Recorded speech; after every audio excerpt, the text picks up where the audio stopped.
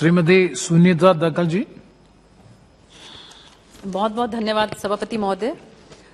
Union budget 2022-23 में जो भारत के इकोनॉमिक डेवलपमेंट के लिए बहुत ही सॉलिड फाउंडेशन दिया है और उसमें जो हमारा फाइनेंस बिल है इसमें 39 जो हैं अमेंडमेंट्स हैं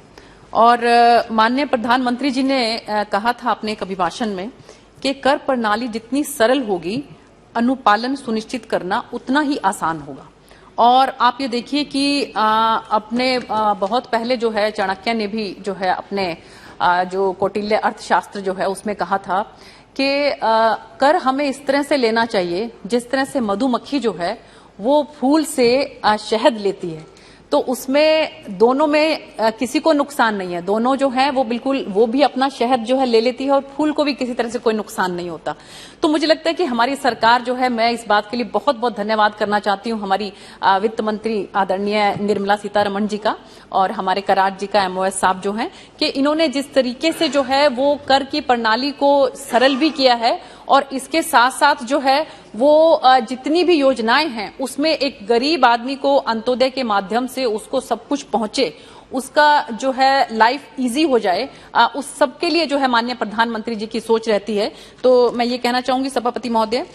कि पहले कोई समय था कि जिसमें जो टैक्स पेयर है जो है वो इनकम टैक्स डिपार्टमेंट में जाते हुए डरता था और आप ये देखिए कि अच्छे भले परिवार का जो एक बड़ा इंडस्ट्रियलिस्ट है वो भी जब ये मालूम पड़ता था कि असेसमेंट के लिए मुझे इनकम टैक्स डिपार्टमेंट में जाना पड़ता है तो वो अपने कपड़े पहले बदलता था, थोड़े फटा पुराना सा कुर्ता पजामा वगैरह पहनता था, चप्पलें ऐसी पहनता था ताकि इनकम टैक्स डिपार्टमेंट वालों को ये ना पता लग जाए कि मैं बहुत रिच हूं। लेकिन अब जो है उसमें स्थिति में बहुत ज्यादा परिवर्तन आया है क्योंकि आयकर विभाग की जो मेन टैग लाइन है वो है कोष मूलो दंड, कि कोष मतलब धन, मूल रूप से शक्ति है। जो धन जो है वो किसी भी राज्य की सबसे बड़ी शक्ति जो है वो धन है और धन को किस तरह से एकत्रित किया जाए और उसके बाद किस तरह से आम जनता के लिए उसको लगाया जाए ये किसी भी नेतृत्व के ऊपर निर्भर करता है। और हमारा जो आज की तारीख में जो हमारा नेतृत्व है माननीय प्रधानमंत्री श्री नरेंद्र मोदी जी, उनके मन में ये भाव है कि हमें जो टैक्स कलेक्ट करना है वो भी बिल्कुल आराम से करना है और उसके बाद लोगों के अंदर किस तरह से उस चीज को फैलाना है इस चीज का भी वो बहुत ज्यादा ध्यान रखते हैं। मैं देख रही थी कि अभी यहाँ पर हमारी माननीय सांसद जो हैं शताब्दी जी और सुप्रिया जी तो इतने प्यार से, इतने मैं कहूंगी कि इतने सौम्य तरीके से जो है वो थपकी मारती हैं कि जो है वो सामने वाला इंसान जो है वो ना रो सकता है ना हंस सकता है। बड़ा सभ्य उनका बड़ा सौम्य तरीका है, मैं बहुत अप्रिशिएट करती हूँ उनको। वो हमेशा ही जो है अपने मन के गुबार को, अपनी मन की बात को बहुत ही सौम्य तरीके से रखती हैं। तो अगर उनको जो है चिंता है अपने राज्य की तो क्यों नहीं वो वहां पर जिस तरह से हमारे निशिकांत दुबे जी ने बिल्कुल सरल स्वभाव में बताया कि किस किस राज्य में कितना कितना परसेंटेज जो है वो वैट का है, अगर उनको लगता है तो क्यों नहीं वो वहां पर एक उदाहरण प्रस्तुत करते हैं। वहां पर उनकी सरकार है महाराष्ट्र में, वैट को क्यों नहीं कम करते हैं। लेकिन एक दूसरे के ऊपर आरोप लगाना या दूसरे को जो है कटघरे में खड़ा करना तो बहुत आसान है, अपने पास जो ताकत है उसका इस्तेमाल ठीक तरीके से नहीं किया जाता। तो मैं यही कहना चाहती हूँ सभापति महोदय कि जो अभी इसके अंदर अमेंडमेंट्स हमारी आए हैं, जैसे उसमें सेक्शन 68 की अगर मैं बात करूं तो इसमें जो टैक्स पेयर्स हैं पहले पिछले की सरकारों में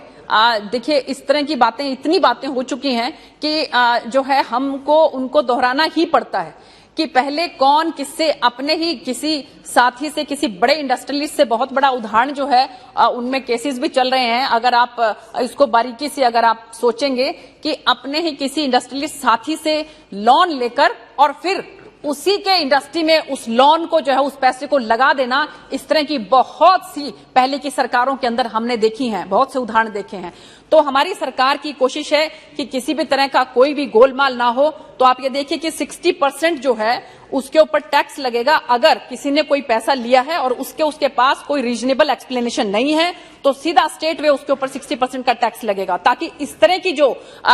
पहले जो इस तरह की कार्रवाइयां हुई हैं उसको जो है उसमें बचाव किया जा सके। और इसके बाद आदरणीय सभापति महोदय बहुत सी बातें क्रिप्टो करेंसी के बारे में हुई। तो देखिए सरकार की कोशिश ये रहती है कि सबसे पहले वो धरातल से जो है किसी भी चीज को शुरू करती है। जैसे कि जब जनधन योजना जो माननीय प्रधानमंत्री जी ने शुरू की थी तो सबने बहुत इसके बारे में कहा था कि सबके खाते खुल जाएंगे तो क्या हो जाएगा, कौन सा इसमें पैसे आने वाले हैं। लेकिन आज मुझे लगता है कि विपक्ष भी इस बात की दलील देगा, इस बात को जो है अप्रिशिएट करेगा कि जो भी सरकार की योजनाएं हैं वो हमारे गरीब जो हैं, जनता जो है, उनके खातों के अंदर सीधा पैसा पहुंच जाता है, क्योंकि उनके समय में ही उनके ही जो है प्रधानमंत्री, जो उस समय में पूर्व प्रधानमंत्री होते थे, उन्होंने ये कहा था कि पैसा कितना ऊपर से चलता है और नीचे कितना पहुंचता है। तो ये अभी, और दूसरी एक और बात मैं कहना चाहूंगी, मैं फिर से जो है आदरणीय हमारी शताब्दी जी और हमारी सुप्रिया जी के बारे में कहना चाहूंगी कि उन्होंने एलपीजी के बारे में बात की। सरकार की जो है वो एक योजना है, सरकार ने क्या किया, उज्ज्वला योजना के तहत, सभापति महोदय बहुत इंपॉर्टेंट बात मैं कहना चाह रही हूं कि उज्ज्वला योजना के तहत पूरे हिंदुस्तान के अंदर आज मुझे नहीं लगता कि कोई भी घर ऐसा होगा कि जिसके पास गैस का सिलेंडर ना हो और जिसके पास बर्नर ना हो। एक बार ये सिस्टम जिसके पास आ गया, अब आप देखिए कि सरकार की एक ऐसी योजना है कि जिसके तहत जो बायोमास का गैसिफिकेशन है, मेरे खुद की कॉन्स्टिट्यूएंसी में सिरसा में अगर मैं बात करूं तो मैंने खुद वहां पर 20 ऐसी जगह पर देखे कि जहां पर पहली बार में 2 ट्रैक्टर ट्रॉली जो है वो गोबर का लगता है, उसके बाद जो है डेली सिर्फ 2 बास्केट जो है वो गोबर डालने से गैस इतना बढ़िया मिलता है सभापति महोदय कि अगर आप देखें तो हैरान हो जाएंगे कि इतना तो हमारा सिलेंडर से भी उसका फ्लेम नहीं आता जितना सिलेंडर का फ्लेम, जितना जो फ्लेम है उस गैस से आता है। तो क्यों नहीं ये अपने इलाके में जहां कहीं पर भी आप जब बर्नर मिल गए हैं तो वहां पर बायोमास के लिए, जो बायोमास की गैसिफिकेशन है उसके लिए क्या इन्होंने किया, मैं पूछना चाहती हूं, जरा बताएं। मैंने अपने उसमें बताया कि एक गांव की बात कर रही हूं मैं सिर्फ, और हम लोग बहुत कोशिश कर रहे हैं कि ये जो है पूरे इलाके के अंदर फैले, क्योंकि इससे गांव भी साफ होगा और इसके साथ साथ उनको बिल्कुल फ्री में, एक भी पैसा नहीं लगने वाला उसके अंदर, सब्सिडाइज सरकार की तरफ से, सभी जो उसके जो छोटी मोटी जो पाइप लगाने का सिस्टम है वो सरकार की तरफ से दिया जाता है। तो क्यों नहीं वो इस तरह से करते कि एलपीजी उनको बिल्कुल फ्री में उपलब्ध हो। तो सभापति महोदय, मैं इसके साथ साथ कहना चाहती हूँ कि क्रिप्टो करेंसी की बात हो रही थी,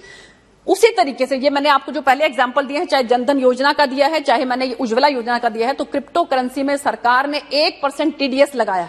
उससे क्या होगा, उससे ट्रैकिंग होगी, जो भी टीडीएस जिसका 1% कट जाएगा ये पता लग जाएगा कि कौन कौन उसके अंदर इन्वॉल्व है, क्योंकि पिछले दिनों के अंदर पिछले 1-2 साल के अंदर 641% इन्वेस्टर्स जो है क्रिप्टो करेंसी के अंदर बढ़े हैं, जो कि बहुत बड़ी संख्या है। तो उसको किस तरह से कर्व करना है, उसको किस तरह से ठीक करना है, माननीय प्रधानमंत्री जी की सोच जो है वो इतनी दूरंदेशी है कि जरूर इसके बारे में कोई ना कोई बहुत बड़ी सोच लेकर वो इसके ऊपर जो है कंट्रोल करने की कोशिश करेंगे। और अपडेटेड टैक्स रिटर्न्स, देखिए बहुत बार पहले क्या होता था कि इसमें सभापति महोदय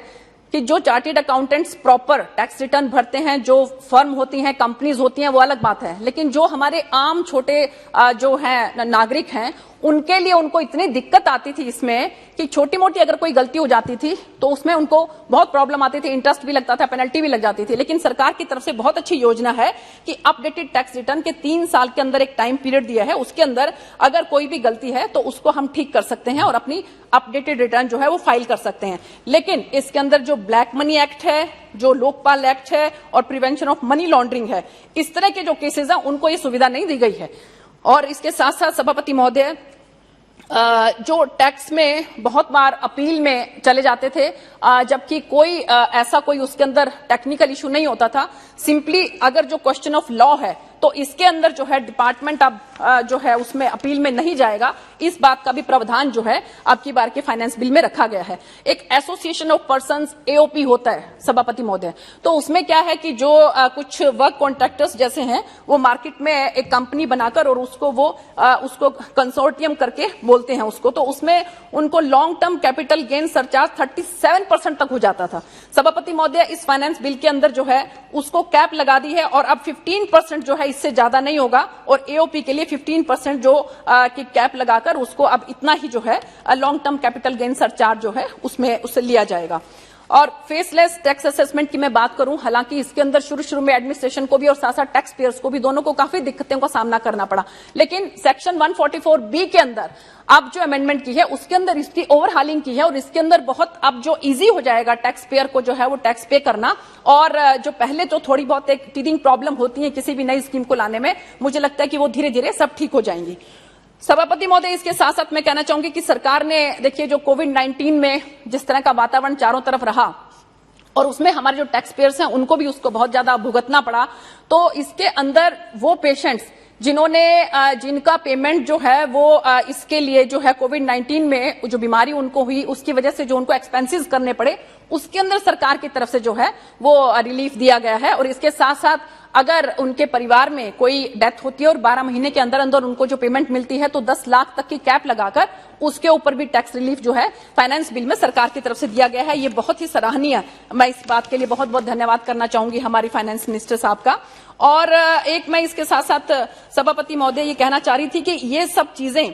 जो है जैसे कोष मूल्योदंड की मैंने बात की तो ये कहते हैं कि जो भी हम धन एकत्रित करते हैं गरीब के कल्याण के लिए जो योजनाएं बनाते हैं उसके लिए तो राजस्व राज्य प्रशासन का आधार बोलते हैं कि राजस्व राज्य प्रशासन का आधार, इसलिए बिना डरे करें इसका सत्कार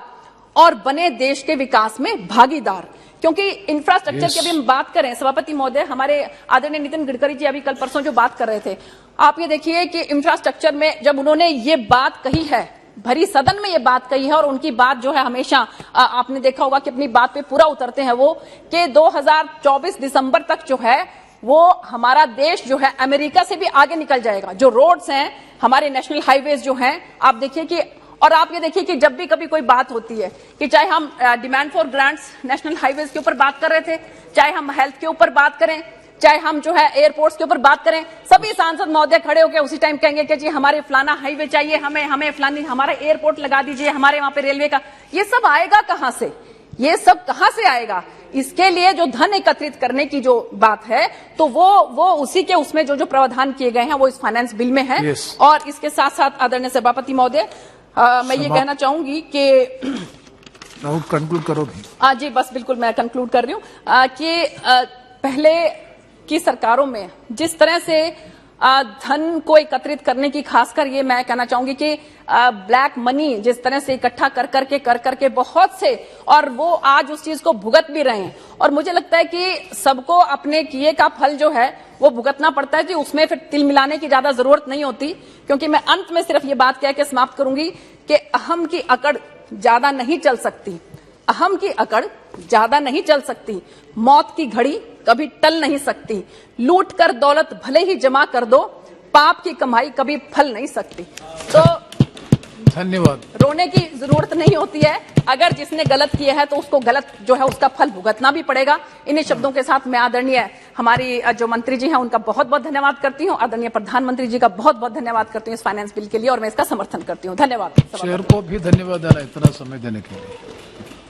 नेक्स्ट श्री पीवी मिथुन रेड्डी जी।